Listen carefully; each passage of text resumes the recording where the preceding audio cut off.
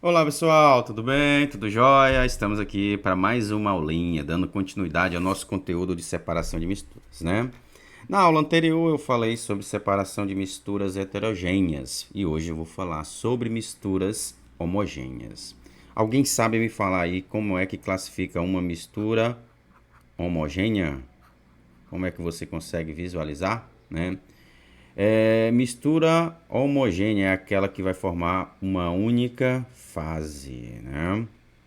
Uma única fase. Por exemplo, ó, água mais sal vai formar uma mistura com uma única fase.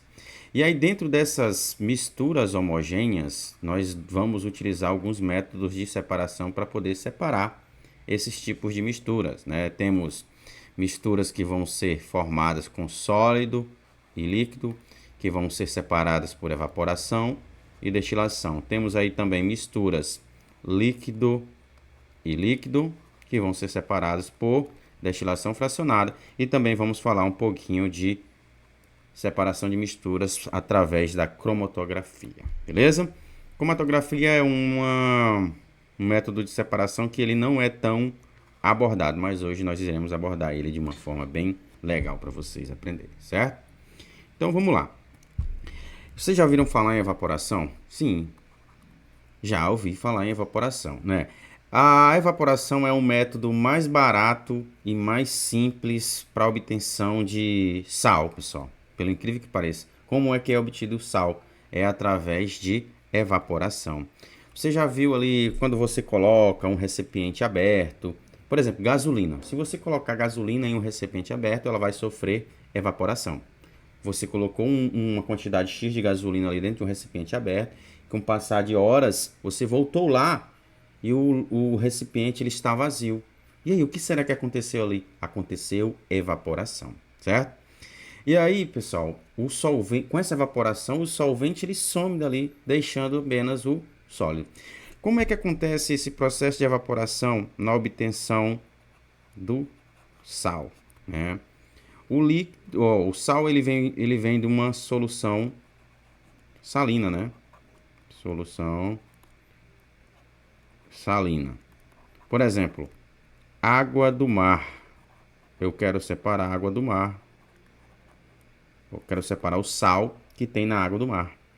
E aí como é que eu posso fazer isso? Eu posso colocar a água em um recipiente aberto, aonde o líquido evapora. Claro que esse líquido ele pode ser submetido a alta temperatura e ele evapora, deixando somente o sólido ali.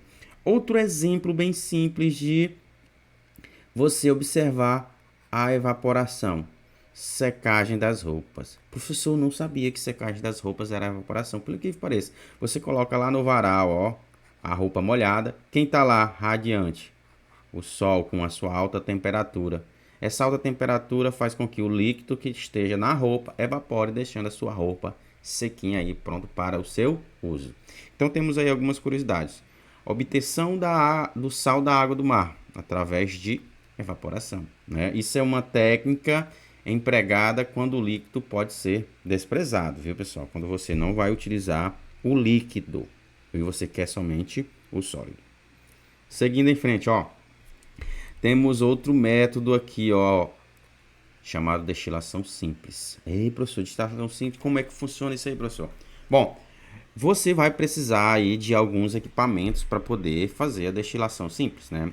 Esse método ele é usado para separar substância sólida dissolvida em solvente. Por exemplo, exemplo mais comum, pessoal, água mais sal. O sal está dissolvido na água, né? Isso como é que você vai fazer para separar? Você também pode utilizar aí destilação simples, né? E aí você vai observar que quando há o aumento da temperatura, né, vai acontecer o processo de evaporação. Você tem vamos dizer assim, que você tem um PE. O que é o PE? Ponto de ebulição, aonde vai ter a evaporação. Por exemplo, ó, a água. Nós sabemos que a água ela tem um ponto de ebulição de 100 graus Celsius. Quando a água atinge esse ponto de ebulição, ela vai evaporar. E aí o que vai acontecer? A água que está aqui, ó, dentro do balão de vidro, ela vai percorrer na forma de vapor aqui, passar para o condensador e cair aqui no meu Erle, né? E aí você está separando o sólido do líquido. Professor, e o sólido fica onde? O sólido vai ficar aqui, ó, porque a água evaporou aqui, ó, certo? E aí você vai ter todo um aparato, né? Você vai ter aqui, ó, o bico de Bússia, onde vai ser onde vai ser utilizada a chama. Você vai ter o balão de vidro, onde vai conter água e sal. Você tem uma rolha, onde vai conter o termômetro. E vai ter o condensador, onde vai passar o vapor de água e vai cair aqui no Erlenmeyer. Claro que tem a saída de água quente aqui no condensador e a entrada de água quente no condensador. Tranquilo? Então, a destilação simples, você vai ter a separação do sólido e líquido, pessoal. Na destilação simples, né, você vai utilizar os dois. Você pode obter o sólido e também pode obter o líquido. Ok? Tranquilo? Seguindo em frente aí, pessoal, ó, vamos a outro tipo de destilação, que é a destilação fracionada. Esse método ele é utilizado aí para poder separar misturas entre líquidos e líquidos, né? Quanto mais... Professor, como assim líquidos e líquidos? Você tem dois líquidos misturados aqui, ó. Vou fazer um balão volumétrico. Um balão volumétrico, aqui você tem uma água. Vamos dizer que você tem álcool aí, então, né? Vou botar o álcool de amarelo, verde. E dois líquidos, ó. Né? Tem dois líquidos aí misturados. Como é que você vai observar aqui? Você vai observar pelo ponto de ebulição. Quem tiver o menor ponto de ebulição vai evaporar mais rápido e aí você vai fazer a separação desses componentes com melhor eficiência, né? E aí você tem aqui, ó, você vai ter, ó, o acréscimo de uma coluna de fracionamento, destilação ou retificação, e a separação ocorre na ordem crescente dos pontos de ebulição. Por exemplo, ó, você tem dois líquidos, um com 100 graus Celsius, vamos dizer outro com 60. Quem vai evaporar primeiro? Claro que você vai observar a evaporação do líquido que apresentar o menor ponto de ebulição. Tranquilo? E aí você consegue fazer a separação através da destilação fracionada. Bom, destilação fracionada. Você vai relacionar a destilação fracionada com a mistura de dois líquidos, né? Então, vou botar aqui, ó. Vou botar aqui para vocês, ó.